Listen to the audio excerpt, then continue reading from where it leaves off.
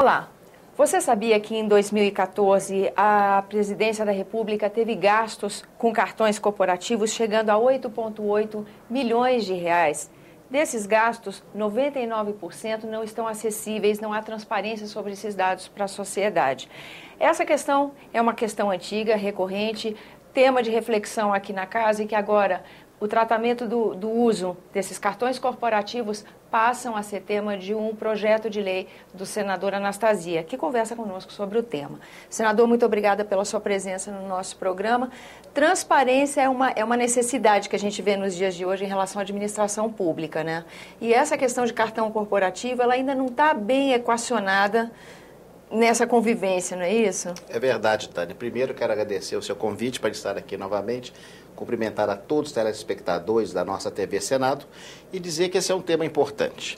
Quanto a tecnologia vai avançando, nós sabemos que a administração pública tem de seguir esses passos.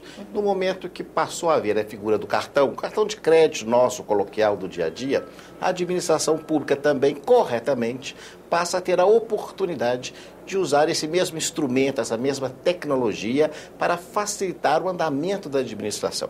Daí a figura do chamado cartão corporativo, substituindo antigos adiantamentos que havia, inclusive, em espécie, em dinheiro, no âmbito da administração pública. Portanto, eu sou favorável ao uso do cartão, mas o que é fundamental é que esse uso tem de ser regrado. E o que nós observamos, minha cara Tânia, é que não existe no Brasil uma lei que trata do assunto.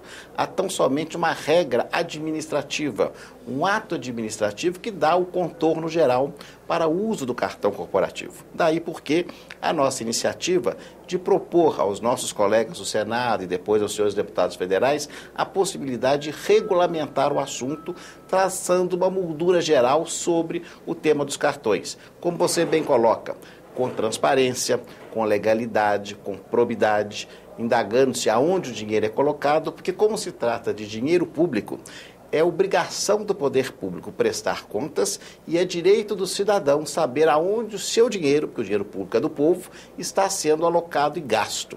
Então, eu acho que o cartão corporativo é um bom mecanismo, mas está precisando de uma regulamentação mais detalhada ao nível da lei para permitir que essa transparência fique cada vez mais objetiva a favor do cidadão. Quais seriam os critérios, na opinião do senhor, para dar essa condição? É exatamente tornar público o gasto. Aí haverá alegação, muitas vezes, exato, o acesso à informação. Mas alguns gastos são confidenciais. Os que são confidenciais e assim declarados devem ser analisados pelos órgãos de controle, primeiro para conferir mesmo. Porque há no Brasil, inclusive, muitas vezes essa mania. Tudo é confidencial. A informação que você nos traz, 99% reservados. Não é possível que tudo seja confidencial. Então, não tem de identificar aonde, de fato, é confidencial, e é claro que existem gastos confidenciais que envolvam temas como, por exemplo, segurança nacional, mas a maioria do cartão corporativo, na verdade, são as chamadas despesas de pronto pagamento, despesas de natureza administrativa, que podem e devem ser publicadas. Ou então que não se use essa forma de pagamento para esse tipo de conta, não é? Exatamente, porque aí pode usar a forma normal através dos empenhos dos pagamentos regulares. Orçamento, né? Exatamente. Senador, como é que é a tramitação desse projeto? Esse projeto foi destacado para tramitar no âmbito da Comissão de Constituição e Justiça, vai ser debatido lá, e aí é claro que ele vai sofrer aperfeiçoamentos, emendas, sugestões por parte dos senadores, e depois de aprovado no âmbito do Senado, ele irá à Câmara para depois ser submetido à sanção da Presidente da República para ver se há aquiescência. Eu acho que sim, porque é um projeto que melhora, que aprimora, que está inclusive de acordo com os anseios das pessoas de conhecerem aonde o recurso público está indo, especialmente agora, no momento de escassez. Com certeza. É o que a gente também vê esse empenho também com relação ao BNDES, né? É claro. Esse anseio, essa vontade da sociedade de conhecer cada vez melhor os critérios do uso do recurso público, não é? Inclusive com decisões já judiciais, determinando que haja o conhecimento de onde o dinheiro está sendo aplicado do BNDES. Quais são os empréstimos, quais são os critérios dos empréstimos, quais são os valores, quais são as regras do financiamento. É direito nosso saber, porque, repito, quando existe o recurso público, o recurso não é público isento de origem, ele vem do povo. Então, o cidadão tem direito de saber onde é alocado. Antes da gente, nós vamos falar de mais um projeto de autoria do senador, mas antes da gente mudar de assunto, senador, vou pegar uma carona nessa nossa conversa para falar sobre o veto da medida provisória que foi aprovada mês passado pelo Congresso Nacional, dando um aporte de recursos para o BNDES que significou um aumento de caixa para o banco. Em contrapartida, o Congresso tinha posto um instrumento nessa medida provisória que permitia mais acesso da sociedade em relação à transparência da gestão desse recurso. No entanto, esse item foi vetado da medida provisória. Nós teremos uma sessão de Congresso Nacional, possivelmente no dia 16, para avaliar vetos. Há algum ambiente, principalmente depois que o Supremo Tribunal Federal dirimiu uma questão também ligada à transparência de recursos do BNDES com relação ao frigorífico JBS, que o TCU havia pedido e o STF julgou a favor do TCU. Isso tudo gera uma possibilidade, o senhor acha que esse veto seja derrubado? Eu acho que sim. Essa, na verdade, foi uma emenda de origem do senador Serra, que apresentou o projeto, foi aprovado pelo Congresso e a presidente, infelizmente, vetou. Nós queremos a transparência, queremos que esses documentos fiquem públicos, para que todos tenham conhecimento. Não há o que esconder, porque o dinheiro é público.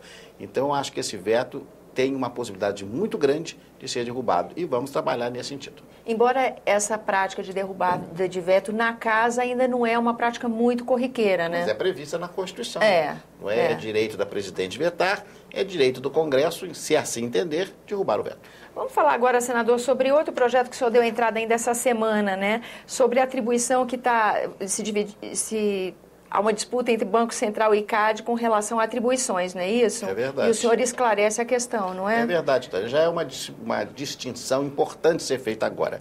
Já há muito tempo há esse conflito de competências, como nós chamamos na área do direito, entre o Banco Central e o CAD, no que se refere à fiscalização sobre o sistema financeiro nacional. O sistema financeiro nacional, os bancos, têm uma atividade fundamental para o país, em todos os países do mundo. E é claro que a primeira autoridade a fiscalizar, chamada autoridade monetária, é o Banco Central, que é responsável, inclusive, pela solidez do sistema financeiro, é responsável pela preservação do valor da moeda e diversas outras importantes atribuições.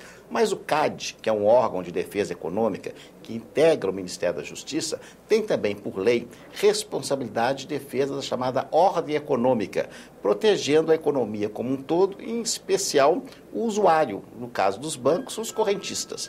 Então, esse projeto, ele acolhe para tentar dirimir uma antiga contenda entre o Banco Central e o CAD, determinando que, é claro, respeitada a competência do Banco Central, que tem, evidentemente, uma competência fundamental, o CAD também poderá fazer a sua fiscalização no que se refere à ordem econômica, ou seja, aquilo que influencia os usuários, os correntistas dos bancos, a possibilidade de fazer um grande monopólio, prejudicando as atividades bancárias em detrimento dos consumidores. Isso o CAD, defendendo a ordem econômica, poderá também se manifestar. O projeto foi redigido com muita cautela, inclusive com uma salvaguarda que em determinadas circunstâncias de grande fusão, se houver um interesse nacional justificar, o Banco Central, inclusive, afasta a atuação do CAD, está tudo previsto, mas permitindo que no dia a dia possa haver a presença do CAD. Recentemente, a própria Justiça determinou algo parecido com a referência ao crédito consignado,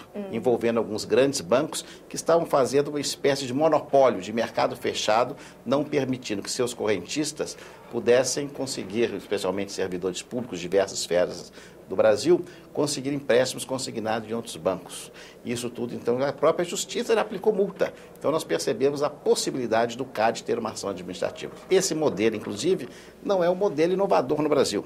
Nós nos inspiramos naquele modelo que já existe, deste modo, há muito tempo, nos Estados Unidos e na Comunidade Europeia. Essa cautela ao que o senhor se referiu em fazer o texto, esse amparo legal que acaba ganhando uma força o projeto, o senhor acha que é tema polêmico? Há resistência, o senhor acha? Eu acho que é natural que o próprio Banco Central tenha uma posição tradicional que acha que toda atividade é dele. Mas pelo próprio conflito que aconteceu, essas dúvidas que existem, eu tenho a impressão que eles vão evoluir. E é claro que é uma proposta.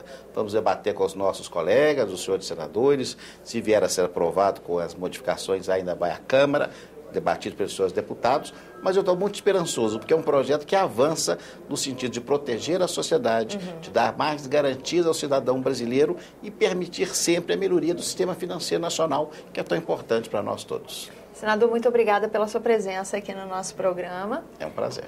Agradeço a você que nos acompanha, lembrando que você está assistindo o programa Argumento e que é nosso convidado para fazer sugestões e críticas ao trabalho da TV Senado. E para isso é 0800 61 2211, ligação gratuita. Agora, quer rever esse ou outro dos nossos programas? senado.leg.br/TV. Até a próxima.